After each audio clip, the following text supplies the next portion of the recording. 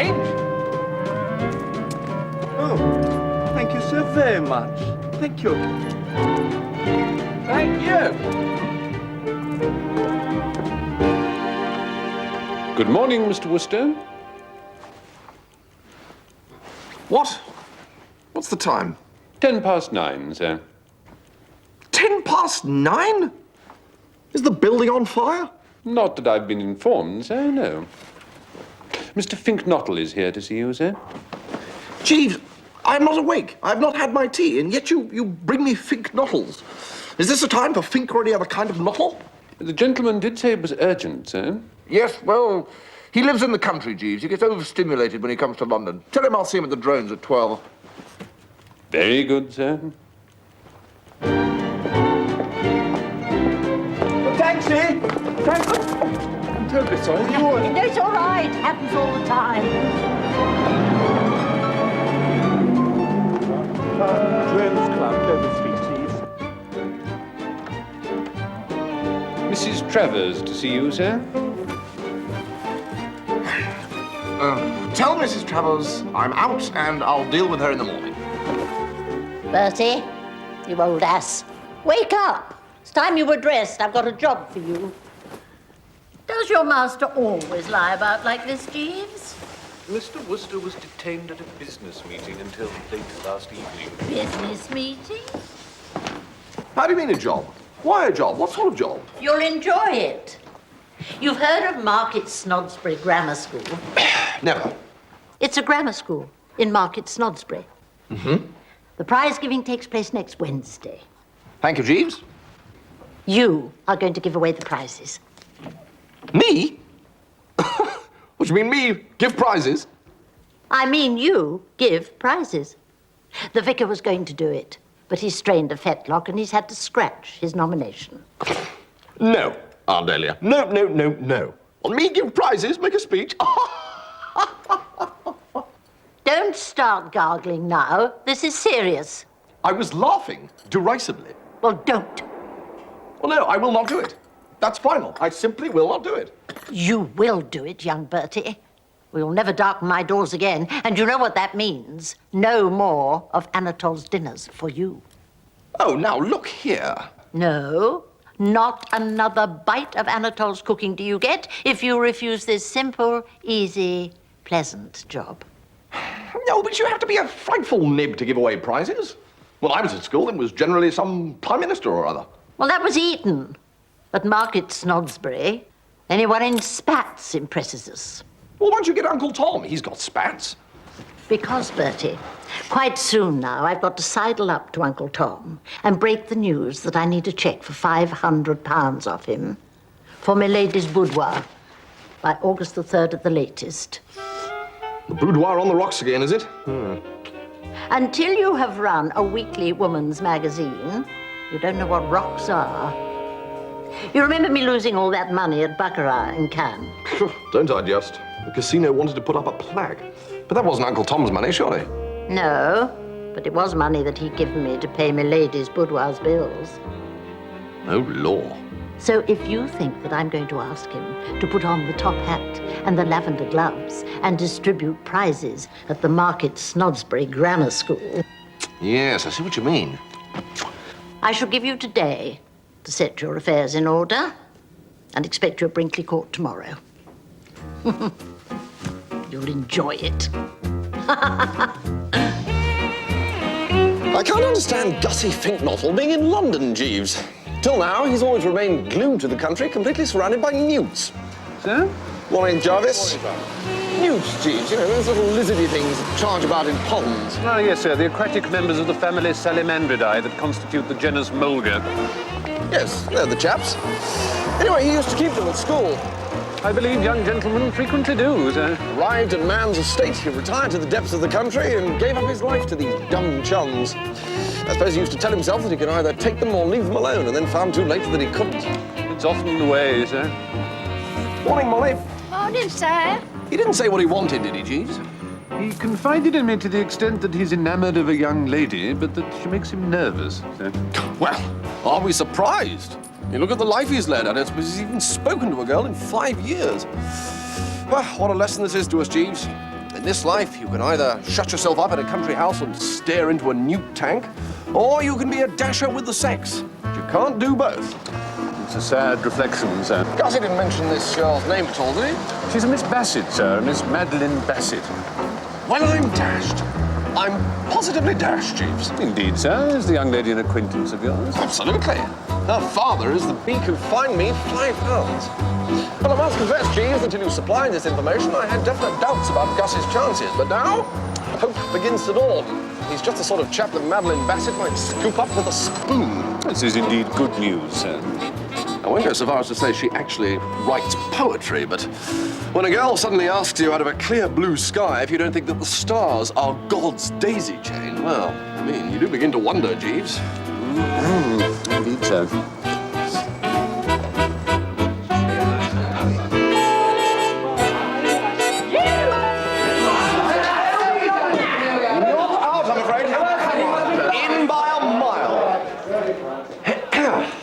Hello, Gussie. Oh, hello, Bertie.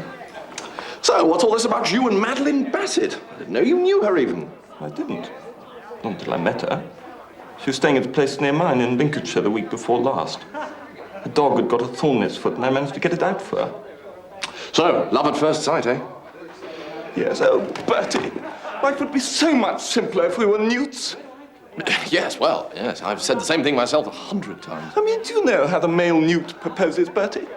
He stands in front of the female newt, vibrating his tail and bending his body in a semicircle. No. Yes, like this. Yes, well, it's a change from champagne and flowers, I suppose. Now, Gussie. I say, it's about time someone came up with something better than the foxtrot. This'll turn a few heads of quacks, like.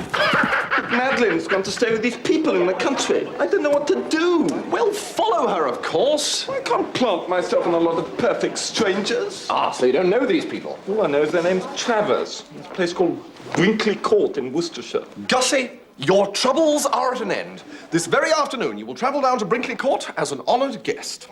You don't mean you know these Traverses? They are my Aunt Dahlia.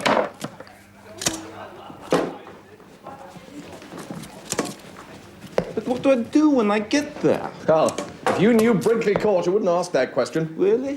Place is simply soggy with atmosphere. I've got engaged 3 times at Brinkley. Really? No business resulted, of course, but the fact remains. Thank you so much, Bertie. On consulting engagement book, deeply regret am unable to come down, so am sending my friend Augustus Nottle to enjoy your hospitality instead. He well known in Lincolnshire as distributor of school prizes, so there isn't any need for me now, is there? Toodaloo, your loving nephew, Bertie. Excellent. 47 ginger and his sailors. You can bet you're going to hear the one they hear. I stake everything on propinquity, Jeeves. At the moment, Gussie is a mere jelly when in the presence. But ask yourself how he's going to feel in a week or so after he and she have been helping themselves to sausages out of the same dish day after day at the breakfast sideboard. Golly, Jeeves. So? Well, you see, here is an instance of how you have to think of everything. You heard me mention sausages? Sausages? Yes, sir. Take down a telegram, Jeeves. I must warn Gussie without delay. He's got to create the impression in this girl's mind that he's pining away for love of her. This cannot be done by wolfing down sausages. Ready? Indeed, sir, yes. Fink Nottle, Brinkley Court, Market Snodsbury. Lay off the sausages, Bertie. Very good, sir. No, wait a sec. P.S. Also, avoid the ham. Yes, that should do it. I say, Jeeves, as a matter of interest, what are you doing? I merely ask. I'm sorting through these clothes. These are for repair and these for discarding. Oh, wait a second. This white mess jacket is brand new. I assume it had got into your wardrobe by mistake, sir, or else that it had been placed there by your enemies. I will have you know, Jeeves, that I bought this in Cannes. And wore it, sir? Every night at the casino. Beautiful women used to try and catch my eye. Presumably they thought you were a waiter, sir. Now look here, Jeeves. Excuse me, sir. telegram for Mr. Wooster. Telegram for you, sir? Well, read it, Jeeves, read it.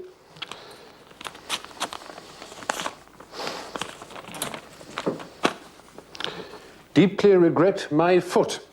Consider your conduct the frozen limit. What do you mean by planting your loathsome friends on me like this? Who is this Spink Bottle? Deeply regret Brinkley Court 100 miles from London, as unable to hit you with brick. Come this instant. Angela broken off engagement with your other friend, Glossop. Love, Travers, sir. I say, Jeeves, Sir? my cousin Angela has broken off her engagement with Tuppy Glossop. So I gather, sir. Well, we shall have to go down there at once. My Aunt Dahlia is obviously all of a twitter, and my place is at her side.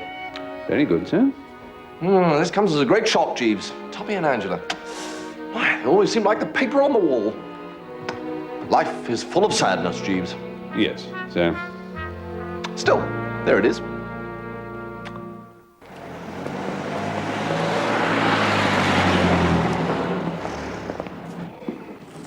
What is it about uncles and aunts, Jeeves? I really couldn't say, sir. I mean, with one's parents. After a few preliminary skirmishes over sago pudding and stewed rhubarb, one settled down into some sort of amicable, if humdrum, relationship. But aunts, Jeeves, Very true, sir. I don't even know the meaning of the word humdrum. Amongst the grim regiment of my aunts, only Aunt Dahlia stands alone as a real sportsman. I mean, look at my Aunt Agatha. Indeed, sir, yes. And Aunt Julia. Quite, sir. And Aunt Charlotte. Oh, she's the one who sent me that rather bitter postcard of Little Chilbury War Memorial when I refused to take her frightful child to lunch on the way back to school. Aunts are noted for their strong opinions, sir. It's a distinguishing mark of the breed. Yes, but it's the things they say, Jeeves. Aunt calling to aunt like mastodons bellowing across primeval swamps. But swamp or no swamp, Jeeves, we must hie us to Brinkley Court. We have a duty to cousin Angela. Cousin in need is a cousin indeed. Very true, sir.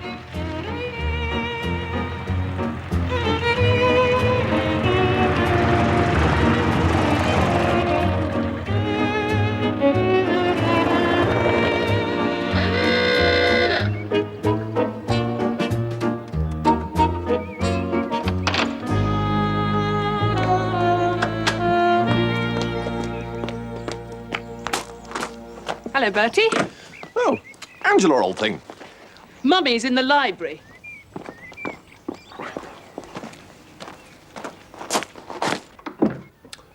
Hello, Aunt Dahlia. Ah, Bertie. Anatole and I were just going over his wonderful menu for dinner. For you, Mr. Wooster, I add a dish. Your favorite, my tambal de riz de veau Toulousien.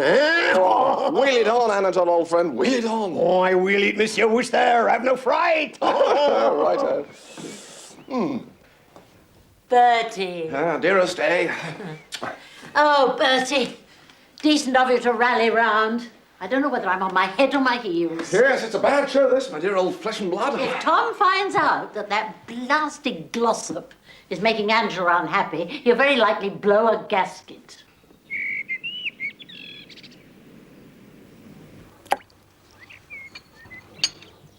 The trouble is, Tom's just had a demand from the income tax people for an additional £58, 1 and threepence.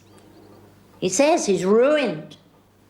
And what would become of us all under the iron heel of the Red Menace? If it weren't for Anatole's cooking, I doubt if he'd bother to carry on. But what did Angela and Tuppy row about? Sharks. Or rather, one particular shark. You remember that brute that went for the poor child when she was aquaplaning in Cannes? Oh, that shark. Yes, I remember some talk of it. Well, Angela was telling the story last night. Her eyes shining, her little hands clasped in girlish excitement. And what do you think that blasted Glossop did? He sat there listening like a lump of dough, and then when she'd finished, he said, "Oh, probably a flatfish, quite harmless. No doubt he was just trying to play." Oh, I say. Exactly. I mean, Angela has pride. She's sensitive. She told him he was a fool, an idiot, and didn't know what he was talking about. Strong words. Yes, I can see why you needed me. Yes. Or rather, not you, but Jeeves. Jeeves? That wonderful brain of his. No. Aunt Dahlia, I'm sorry, no. But Jeeves is not the only one with a brain. On this occasion, I am your man.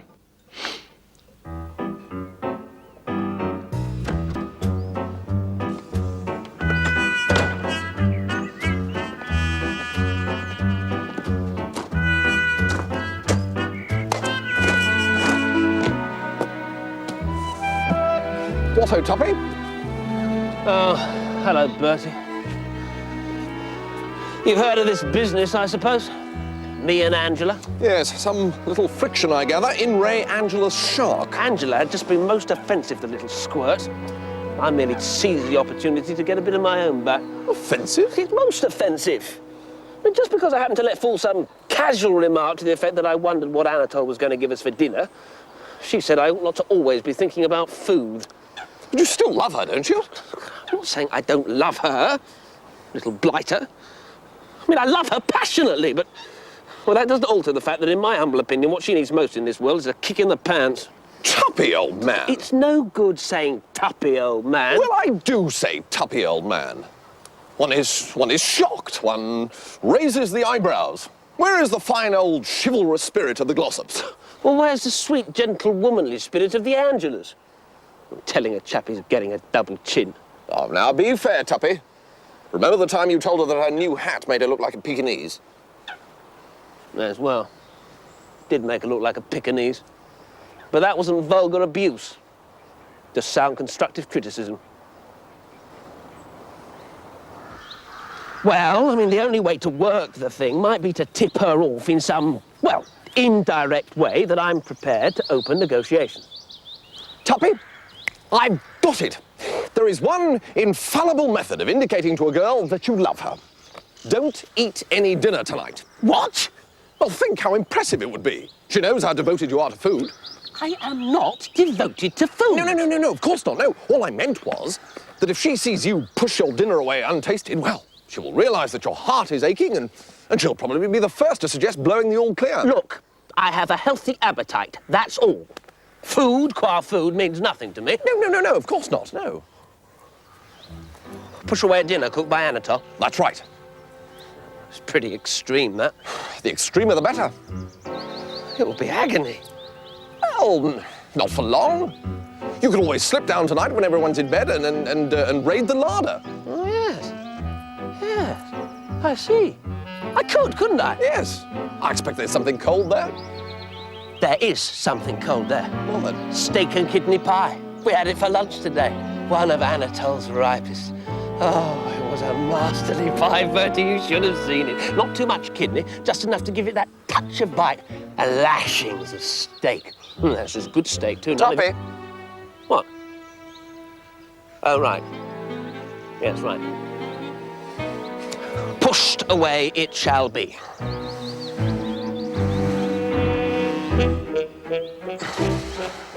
Terrific idea, Bertie.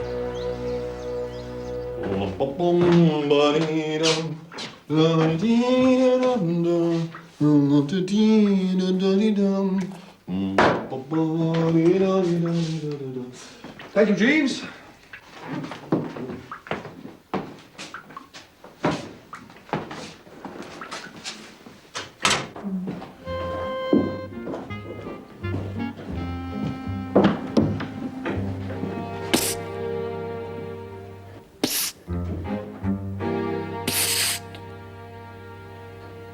What-ho, Gussie?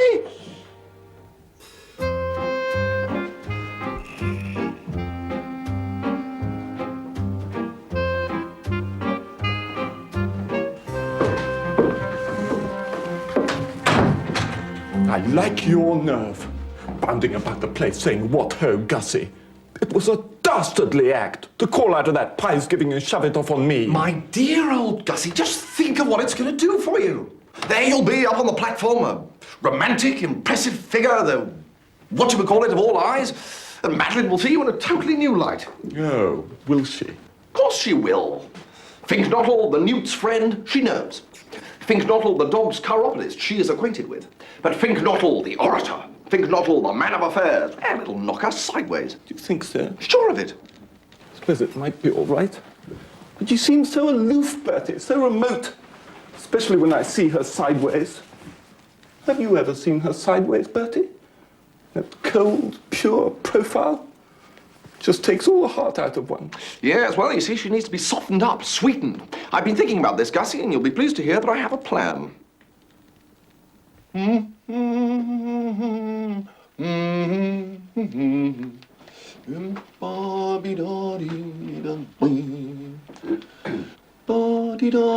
Be so good, Jeeves, as to shove that bally black thing back in the wardrobe and bring me my white mess jacket with the brass buttons.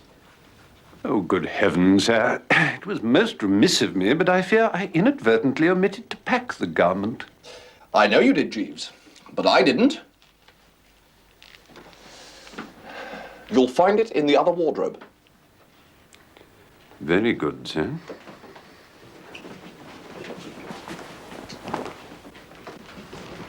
The rift between Tuppy and my cousin Angela appears to be serious, Jeeves. Indeed, sir. Well, I've had rather a stunning idea, Jeeves. And I've been in conference with Mr. Glossop, and everything is taped out. Indeed, sir. Jeeves, I'm sure that nothing is further from your mind, but you know, you have a way of saying indeed, sir, which gives the impression that it's only a feudal sense of what is fitting, which prevents you from substituting the word says you. I'm distressed to hear this, sir. Well, so you should be, Jeeves. Corrected. Very good, sir. You'll be glad to hear that I have taken steps in the matter of Tuppy and Angela. Indeed, sir. Jeeves? Sorry, sir. Please continue. Right. This is the plan. I have recommended to Tuppy that at dinner tonight he lay off the food. Sir? Tut, Jeeves. Have you forgotten the telegram that I sent to Gussie Finknottle, steering him away from the sausages and ham? Well, this is more of the same thing. Pushing away the scoff is a universally recognized sign of love. Nothing elaborate, you see? No, sir. Nothing strained or bizarre or far-fetched, just nature's remedy. It cannot fail to bring home the gravy, Jeeves. Surely you must see that. Well, sir? You don't think my scheme will work? I fear that Miss Angela may merely attribute Mr. Glossop's abstinence to indigestion, sir. I say, Jeeves, I've just had another thought. Oh, I am relieved, sir. Help me on with the jacket, Jeeves. Which way up does it go, sir?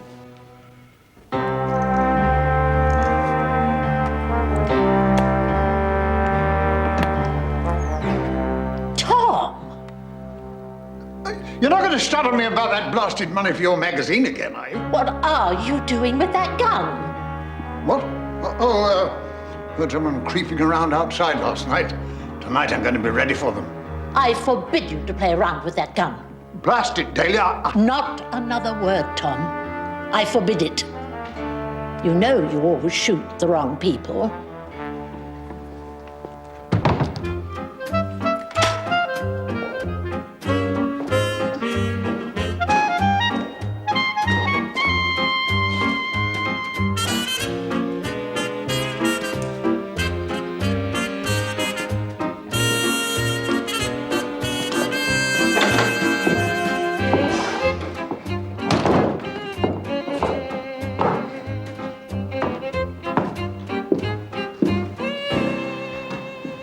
What do you think you're made up as?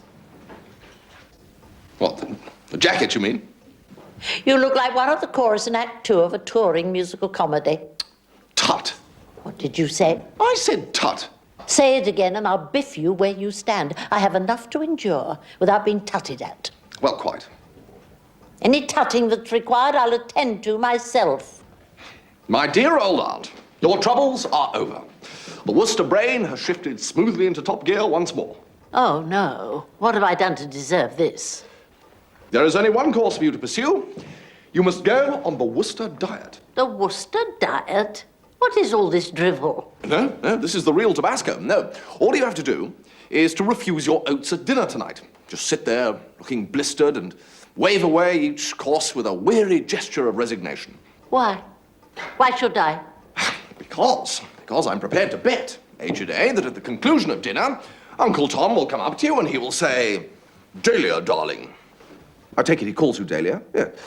"Dahlia, darling, I noticed at dinner tonight you were a bit off your feed. Is there anything wrong, Dahlia, darling?" These Traverses sound a pretty soppy couple of blighters to me. "Is there anything I can do, Dahlia, darling, to which you will reply, yes, there jolly well is. Viz, reach for the checkbook and start writing.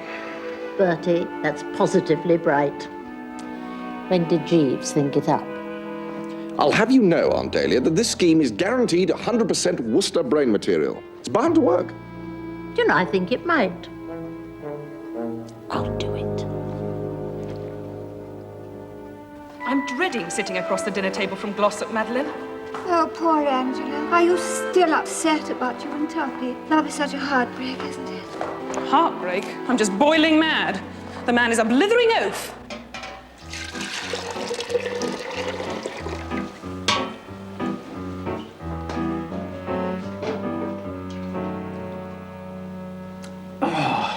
It's magnifique. Tonight will be the top of Anatole's career.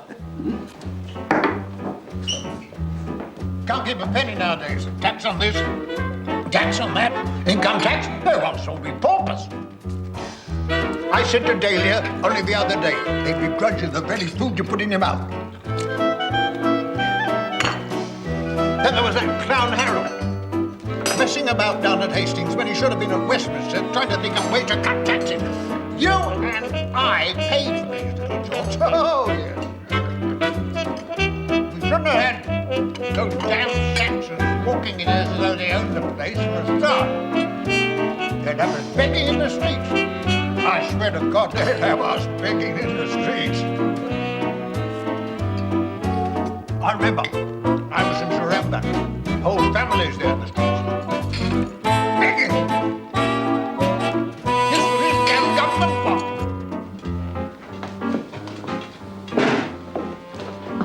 You do not like my consommé aux pommes d'amour? No, it is not possible. No, no, no, no. They will laugh my tombale de ridivo toulousien. Oh, voila. Then look at that Benjamin Disraeli. Him and his damn book writing. Ruination of the Conservative Party. Well, they're all red now. I saw it coming. No, we were more. No, I mean, that unpleasantness at Runnymede. That was only the beginning. Been downhill from that moment on, in my humble opinion. What now? Well, 5 minutes, not more, and on comes that Oliver Cromwell. How? Terrible man with a face, oh dear, corpse, carver. Put it in so ugly, even when they buried him. They hadn't got it, they dug him up again, put his head on a pike outside Westminster. Oh, well, you know what that did to. I blame the Romans. If Magnus Maximus had hung on him, instead of pulling out his foot, the moment things got a bit tricky, the picture today would be a very different one. Where did I turn wrong? What bad articles did I do when I was small? Oh, I am finished.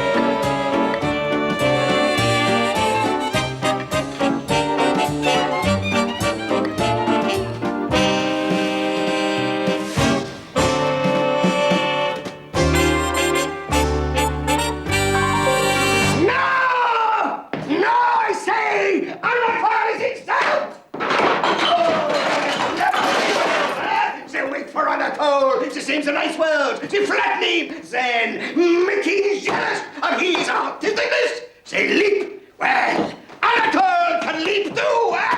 In the words of the so-called poet Shakespeare. If you wrong us, shall we not revenge? Anatole shall have his revengement. Right, now, I shall take Madeline to the garden and talk to her of hearts that yearn, intimating that there is one such actually on the premises. Then after about a quarter of an hour or so, you'll turn up and take over. Because by that time, her emotions will be so churned up, it'll be like leaping on a moving bus. The last time I leapt on the moving bus, Bertie, I hurt myself rather badly. Yes, it was more sort of in front of a bus, there, wasn't it, Gussie? Yes, but Bertie, what shall I say? Oh, there are hundreds of things you can say. You can say how you've often thought that the stars are God's daisy chain. God's daisy chain? Do you mind if I take some notes? Note away. God's daisy chain. And then you can go on to say that twilight always makes you feel sad. Why?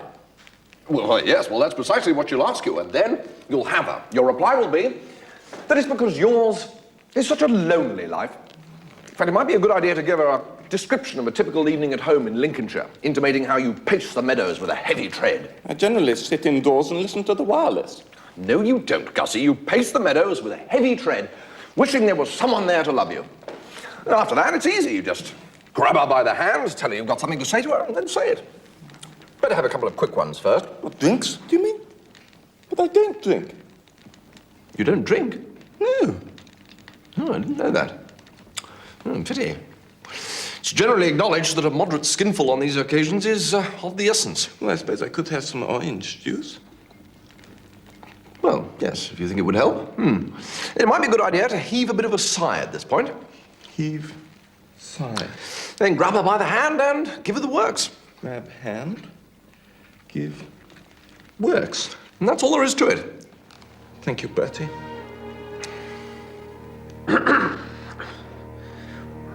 Well, would you like some coffee, Angela? No, thank you, Mr. Blossom.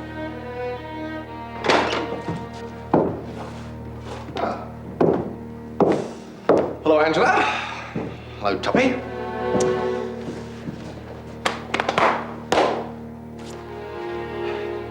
Yes.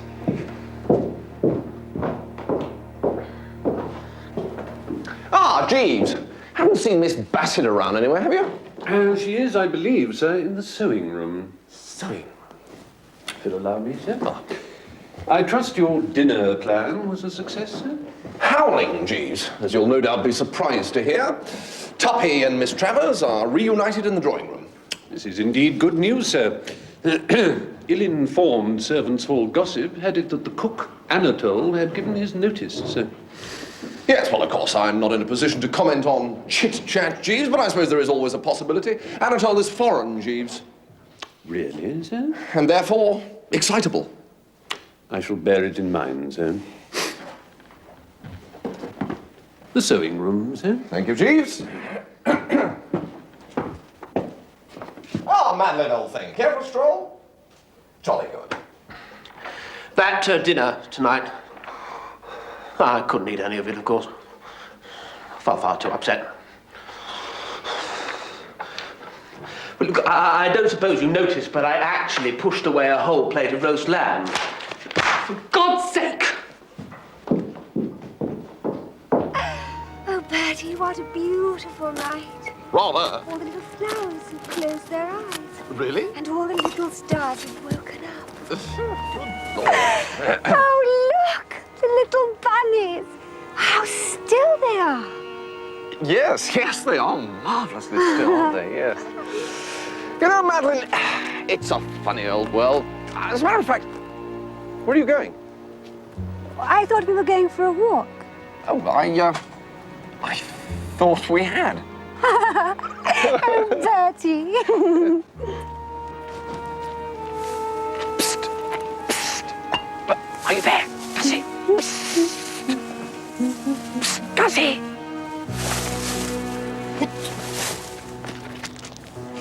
What are you doing, Bertie?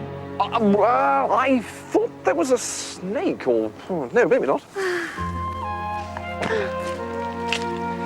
I think old Mr. Moon is ever so shy, Bertie. He keeps hiding behind the clouds. Yes, he does, doesn't he? Yes, now, Madeline, talking of being shy, you know, there's an aching heart here at Brinkley Court. Ah, yes. Life is very sad, isn't it? Yes, well, it is for some people, yes. Now we can take this aching heart, for instance. This heart that I'm talking about is aching like bilio. You mean for love? Problem is, it can't quite bring itself up to scratch to tell you the position. Just as it's about to give you the SP, it catches sight of you sideways and words fail it. Silly, of course, but there it is. Don't say any more, Bertie. No, right. Well, I wasn't going to, actually. That's about it, I think. I suspected this at Cairn, when you used to stand and stare at me without saying a word, but with whole volumes in your eyes. No! Yes! A girl always knows. And then you followed me down here, and there was that same dumb, yearning look in your eyes. And now you stammer out these halting words. No, it doesn't come as a surprise. I'm sorry, Bertie, but I'm afraid it's impossible. Oh, really? Oh, well, can't be helped. Oh dear. Life is such a muddle, isn't it? Yes. Well, yes, I always say that. Life is such a muddle, I say. Wait a minute. Do you mean there's someone else? But he doesn't care for me. Well, at least he hasn't said anything. You see, I was staying with some friends in the country, and I'd gone for a walk with my dog. And the poor wee mite got a nasty thorn in its little foot, and I didn't know what to do. And suddenly, this handsome man came along. Wow! I beg your pardon? Nothing. Nothing. No, I've just remembered there's a letter I must write tonight without fail. Good heavens! There's Gussie Finknottle. Where? Over there.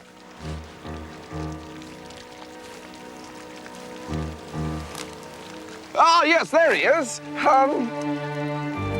Yes, well, I think I'd better be going in. Gussie will take care of you.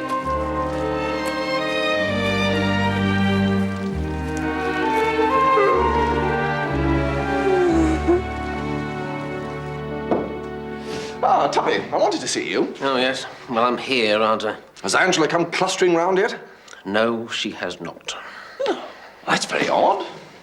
She must have noticed your lack of appetite. Lack of appetite? I'm as hollow as the Grand Canyon. Oh, be brave, Tuppy. Fix your thoughts on that cold steak and kidney pie in the larder. You would go and bring that up, wouldn't you? Just as I've managed to stop thinking about it. Well... Look, why don't you just buzz off, Wooster? Right.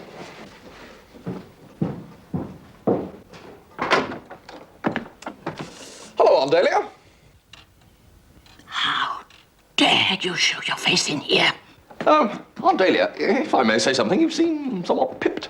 Pipped? Oh, but stand fast, Aunt Dahlia, because pretty soon Uncle Tom will be along here full of sympathy and anxious inquiry. Do you know where my husband is? Well, he was here at dinner. I know he was here at dinner, you nincompoop. He is now in his study, his face buried in his hands, groaning about civilization. Any chance that I had of getting the money off him is now gone. Eh? Why? Because Anatole has given notice. What? Anatole has given notice as a result of one of your drivelling schemes. Oh, good heavens. It's no good saying good heavens.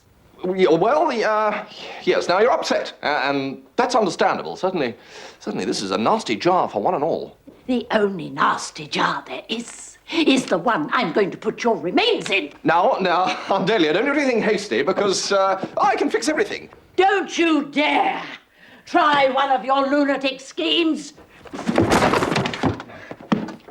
Ah!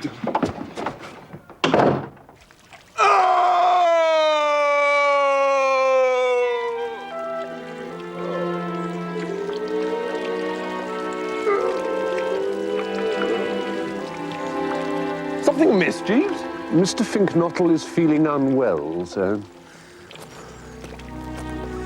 Everybody's been very kind. No complaints to make. No complaints at all. I wish the world was a newt. But how could anything go wrong? All he had to do was propose. So one would be disposed to imagine, sir. However, upon finding himself alone with the young lady, he confesses to having lost his nerve. In such circumstances, gentlemen frequently talk at random, sir, saying the first thing that chances to enter their head. This, in Mr. Finknottle's case, would seem to have been the newt, its treatment in sickness and in health. Bad, Jeeves. Yes, sir. And how long did he go on talking about newts? According to Mr. Finknottle, he supplied Miss Bassett with very full and complete information, sir. Very bad, Jeeves. Indeed, sir. He was just observing that newts differ from salamanders in the shape of the tail and that a marked sexual dimorphism prevails in most species when the young lady rose and said she thought she would go back to the house. And then? She went, sir. Oh, difficult, Jeeves. Yes, sir. Yes, I shall have to try and burnish the brain a bit, see if I can't find a way out of this. I'm sure Mr. Finknottle will be most grateful, sir. Will that be all, sir? Yes, thank you, Jeeves, yes. One moment, my fine chap, Mrs. Travers. I can take a few smooths with the rough, is true, but you do not play larks against me on my food. No, I do not remain no longer in this house. No more. I piss off and do not stay planted. I am a letter of principle.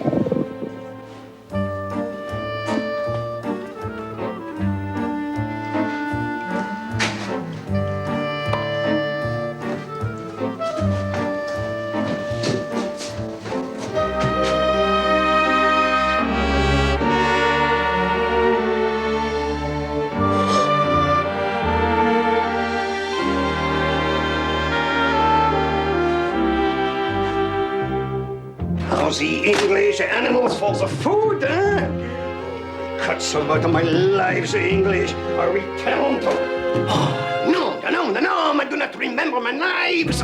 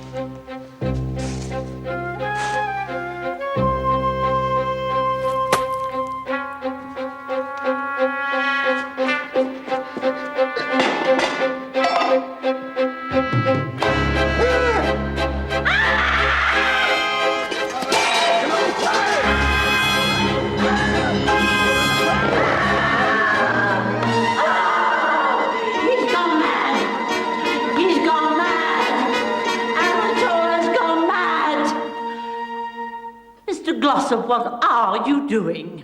I should have told you, Mamma. Mr. Glossop always likes to have 3 or 4 good meals during the night. It helps keep him going till breakfast. No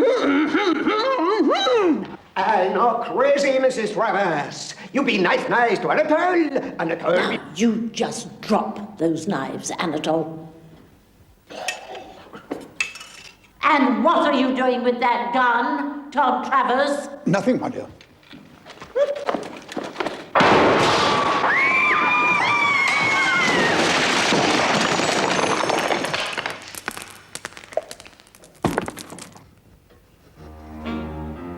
This is the end.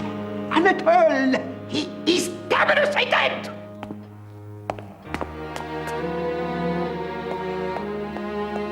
This is all your fault, Wooster. Me? What have I done? Jeeves, pack Mr. Wooster's bags.